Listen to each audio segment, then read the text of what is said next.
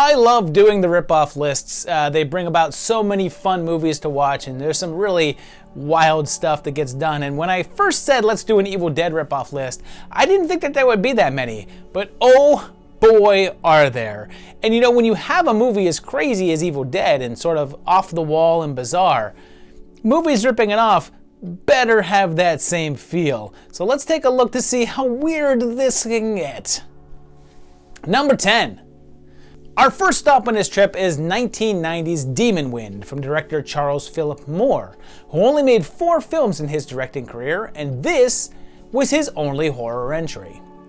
It starts in 1931 with a cabin and a mysterious force trying to get in, and a man possessed. So see, it already deserves its spot here. And in the present day, Corey and his girlfriend meet up with their friends to go up to his grandparents' farm to figure out what happened to them. There's a very bizarre, I guess, can-kicking karate magic sequence.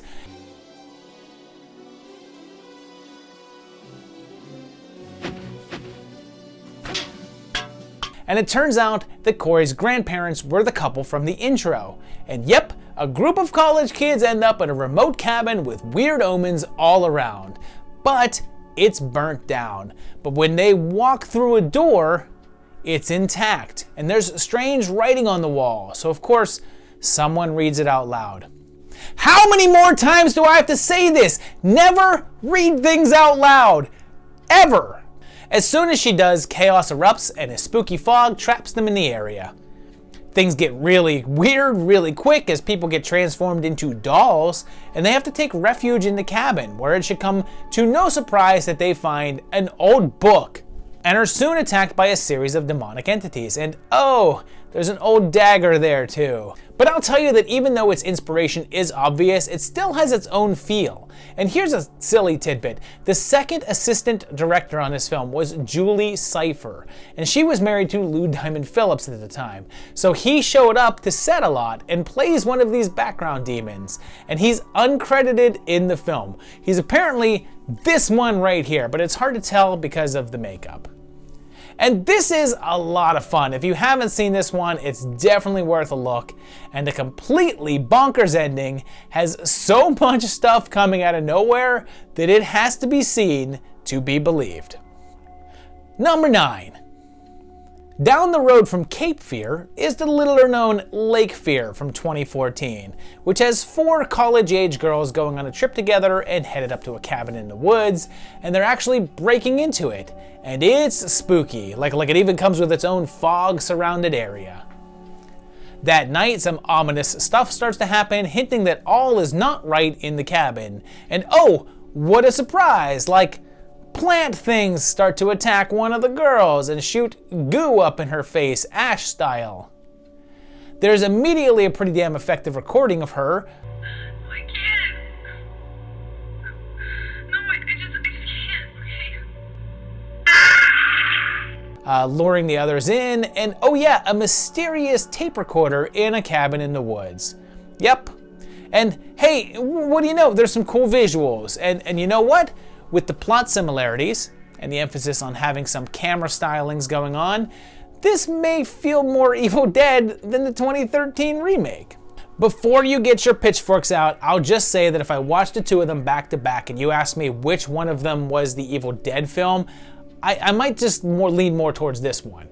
People get possessed and sport some funky voices, and this one was directed by Michael Crumb, and I covered some of his stuff way back when I did the Conjuring ripoffs with his 2 Anna movies. And I think I noted there that he's got some visual talent, and yeah, visually this one has some cool stuff going on. But like those movies, the characters aren't really interesting enough, and the story isn't compelling enough to sustain it. It starts to wear out its welcome about halfway through, but I didn't mind this. It did some fun stuff, and it is clearly a ripoff. Like, it's very, very much a ripoff. Like there's a scene in which one of the possessed girls slices open her tongue with a knife. Like, I wonder where you got that idea from. And even throws in some Ring-inspired ripoff visuals in there too for good measures. And their obvious Ash clone is the character of Remington, who is fighting the demon things and quipping the whole time. And it even rips off one-liners from other movies.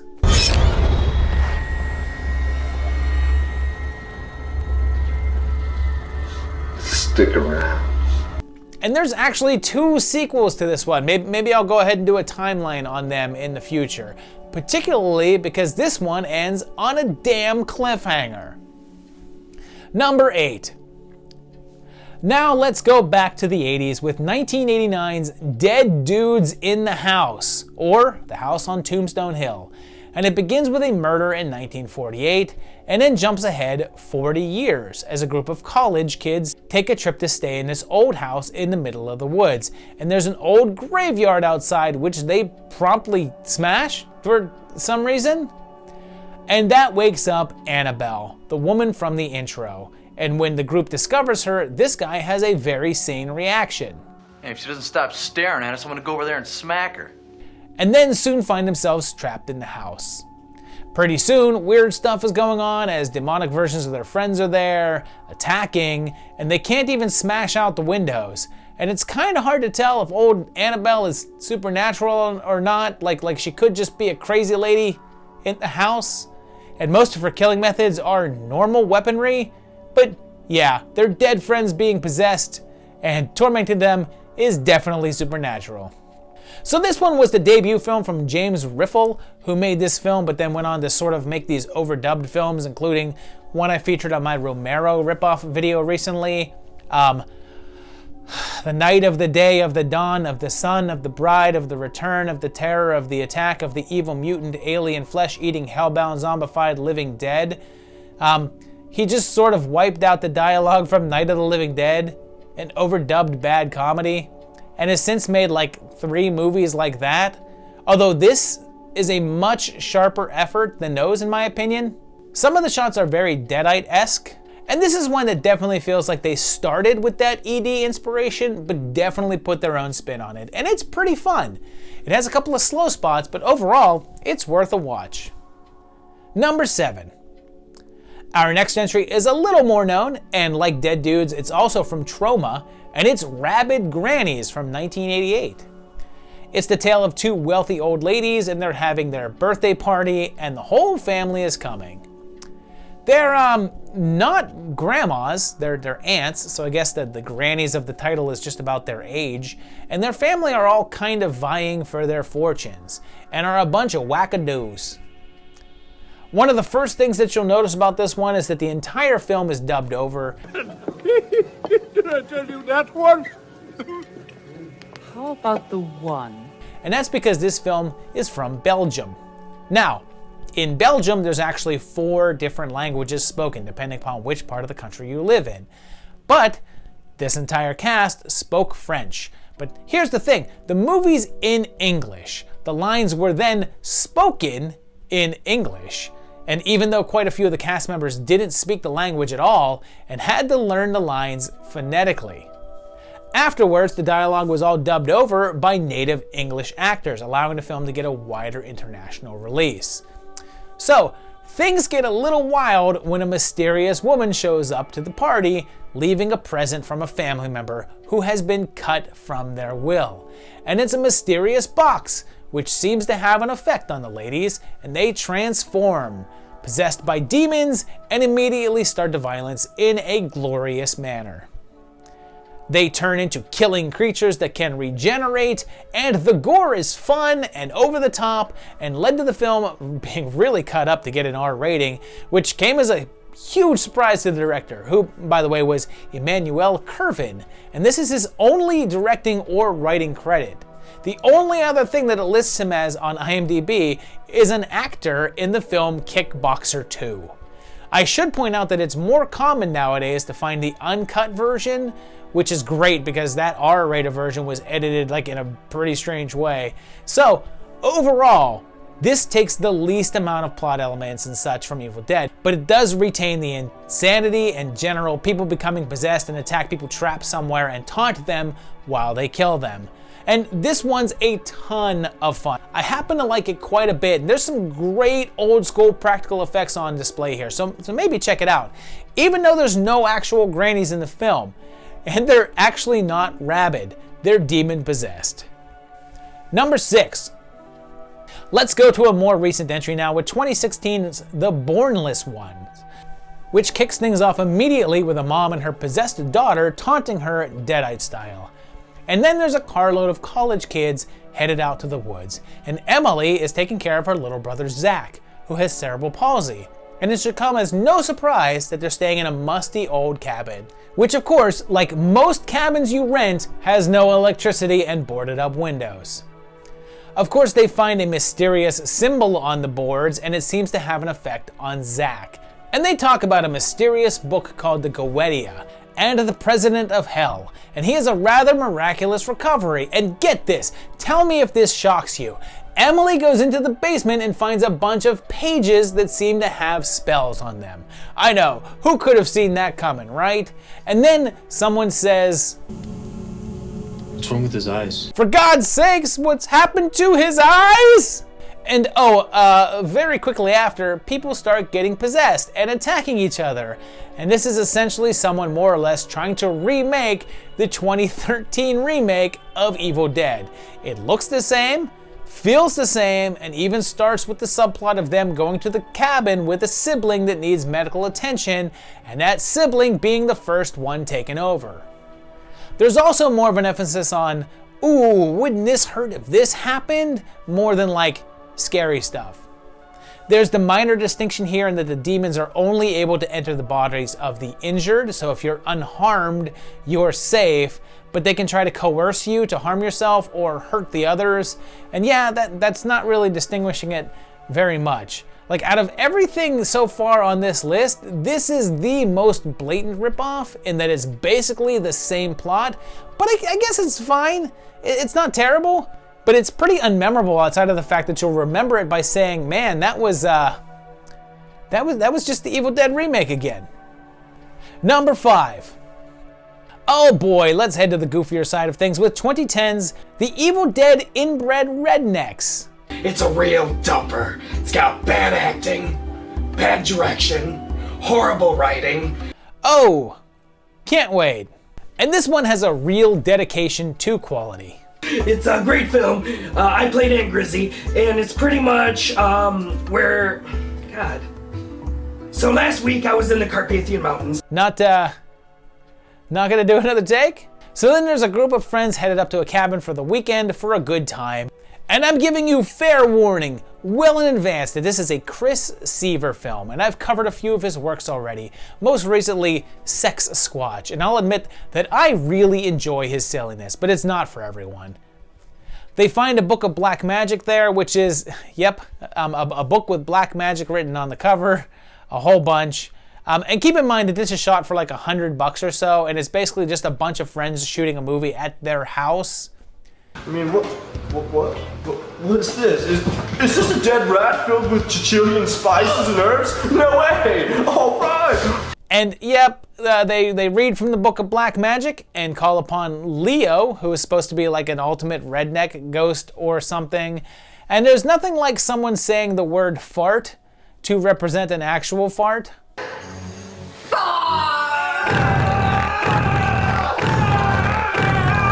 Which calls up an evil redneck who possesses them and attacks.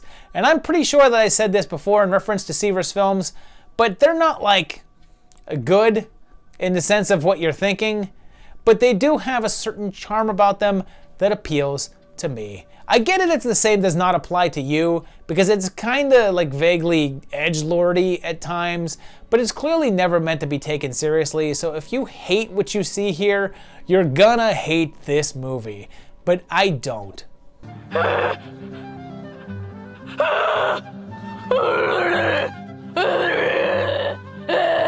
Well, this must be what it sounds like when doves cry.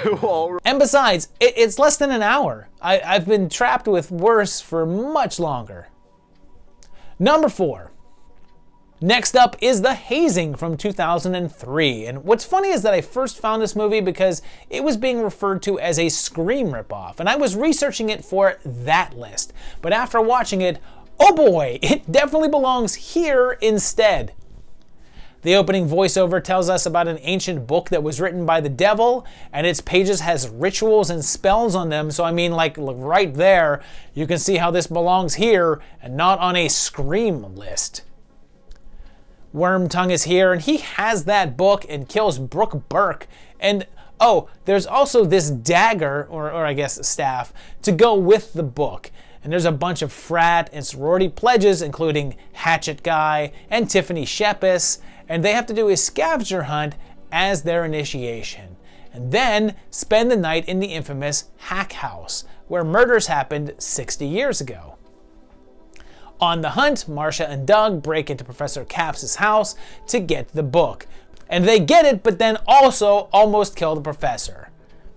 They take the book to the house, and of course they end up locked in, and the book is read, so the spirit of the professor is able to possess Doug.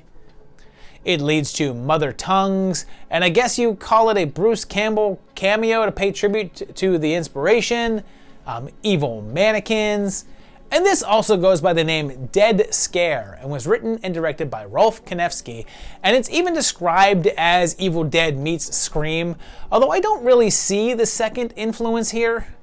Based on them being trapped in Hack House, I'd probably call it more Evil Dead meets Night of the Demons, if anything. And it was actually originally intended to be a sequel to the 1981 film Hell Night with Linda Blair, which is also pretty easy to see given the similar plots and the house's backstory, and it's a lot of fun. Sure, it's derivative, but there's a bunch of good stuff going on here, and an overall enjoyable watch. Number 3. Let's go now to 2012's Wither, a Swedish film from the guys who would later direct the Puppet Master remake The Littlest Reich. This one is actually described as the Swedish Evil Dead, so I guess we'll see just how similar it is, really. And there's a group of young friends, and they're on their way to have a weekend getaway in the woods, and yep, it's an old abandoned cabin, overgrown with old branches. Of course, it has a door to the fruit cellar where it seems like spookiness happens that affects Marie, and she starts noticing some changes. The violence begins. For God's sakes, what happened to her? Yeah, you get the point. They meet up with a man that tells them his wife and daughter were taken recently, and there's a legend of creatures in the area that if you encounter them and look into their eyes, they'll take your soul. Of course, the possession starts to spread pretty rapidly, and the original title for this one is Vitra, which is an actual creature in Scandinavian folklore, although reading the descriptions of them, they seem to be more harmless than depicted here, and seem kind of like more like fairy folk than anything else, although apparently can also be dangerous. And oddly, like the Bornless Ones, this one feels more inspired by the Evil Dead remake than the actual movie. But here's the thing, this came out first. This was in 2012 as compared to that one's 2013, but the similarities are pretty striking. They both have a bit of an emphasis on the gore and the violence, but without the visual craftiness of the originals. But like, there's a scene where the hero thinks that he's killed his girlfriend, so of course goes out to bury her right outside while thunderclaps, who of course comes back after him. Like, yeah, so basically with this one, my feelings are pretty much exactly like that with the Bornless Ones. It may take the plot of Evil Dead and the setting and thereabouts, but without the whole vibe of Raimi's film, it just feels generic. Like, one of my biggest complaints about the Evil Dead remake is that I think if you take the Evil Dead name off it, it can be interchangeable. And I stand by that after watching these two others. Take the 2013 Evil Dead, the Bornless Ones, and Wither, and mix them up and give them to someone who hasn't seen any of them and ask them to pick which is the actual Evil Dead remake. I'm not sure that they'd be able to tell. And I guess you can either take that as an insult to the 2013 Evil Dead or a compliment to these ones, depending on how much you dug that film. Number 2. So now we've had Swedish Evil Dead, so now let's do Japanese Evil Dead with 1995's Bloody Muscle Bodybuilder in Hell, which starts off with a man killing a woman in self-defense and then hiding her body.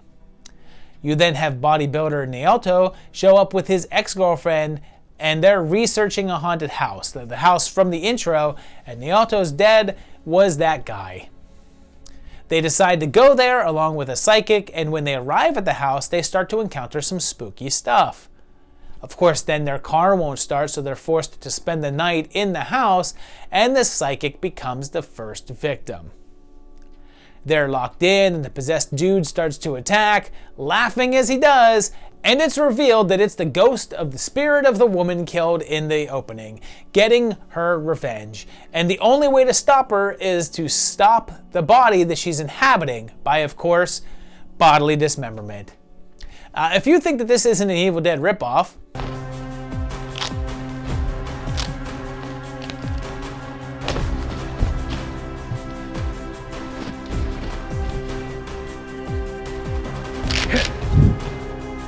Groovy. and the crazy thing here is that this is 1995, but because of the budget and the fact that it was either shot on 16mm or possibly Super 8mm film, it looks like it was made in the early 80s. And Shinichi Fukazawa, who played Ash or Naoto, whatever, also wrote and directed the film, but then really didn't do much of anything else. He acted in a movie in 2018, over 20 years after this movie was made, but he never wrote or directed again. And if you love Evil Dead, then you have to watch this one. It has that same low-budget spirit and using every wacky camera trick in the book in order to jack up the chaos of the movie, including stop motion and just a ton of practical effects. And it's also just over an hour, so it's just fast-paced fun. And besides, just trust me that you're gonna want to see the last 10 minutes of this one when you realize that Naoto's weapon of choice isn't a chainsaw, and instead, it's his muscles. So yeah, check this one out. Number 1, Swedish Evil Dead. Japanese Evil Dead. I think you know what's coming next. That's right, it's Bollywood Evil Dead, otherwise known as Bakkazara. It begins with an old book being discovered in an archaeological dig that has a face on the front, and of course, Sharma here reads out loud from it, which again, just don't do, guys. And well, boom, instant possession, and he has to kill Maya, leading to him, you guessed it, digging her a grave in the backyard. But she comes back and kills him, and there you go. 12 minutes in, and we get a musical number with the thing that I think most people agree that most Evil Dead remakes are missing. Mud wrestling.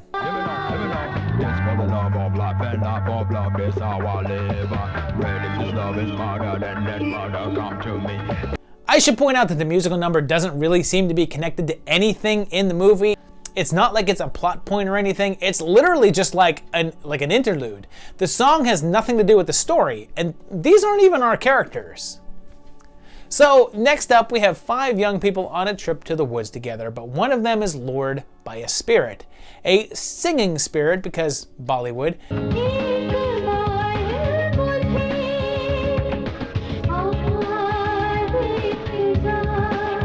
And she's lured to the house from the intro, which just kind of talks to her. And they all go into the cabin where there's a shotgun and also a dead body. Instead of contacting the authorities, they decide to just bury her. And then there's a basement, a book, and instead of a tape recorder, an old record player. And if you're wondering if they do the tree sequence, yes, they do the tree sequence, although they do leave out that one moment. You know which one I mean.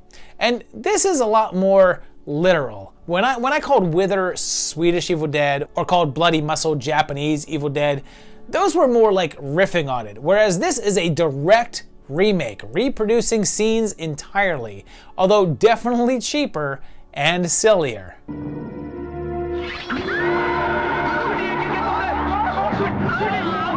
And out of all of them, with as much direct reproduction as there is, how is this the one that doesn't do the whole what happened to her eyes bit? From this point on, it's insanely faithful to the original film, and it's actually a pretty great low-budget reinterpretation. Like I know that Evil Dead was low budget in itself, but this is definitely lower. But it keeps the level of fun going, and weirdly, except for this singing ghost, there's only that one musical number that it's just so awkwardly in there that I wonder if it was just some random music video popped in there to fulfill their dance number quota.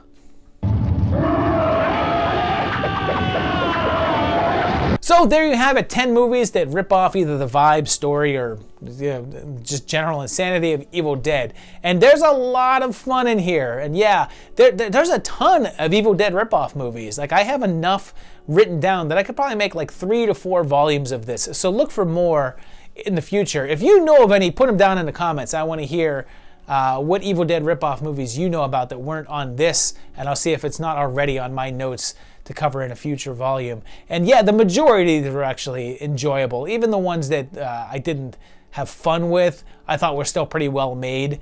So there's definitely a lot to check out here that is very enjoyable. Several of these are just so much fun and definitely worth watching and checking out. If you've seen them, if you like any of these, let me know down below in the comments. I want to hear which one of these you love and which one of these you maybe hated. Maybe you're like, that was terrible, I will never watch that again. Let me know that below in the comments too. If you enjoyed the video, hit the like button. If you enjoy the channel, hit the subscribe button and hit on the bell so that you know when new videos are coming out. And of course, check out my Patreon page at patreon.com/movietimelines, where you can get information on new stuff that's happening. You can vote on Dead Last episodes, and you can help support this channel. I certainly would appreciate that. And I'll see you very, very shortly for another great video. Thanks a lot, guys, and bye-bye.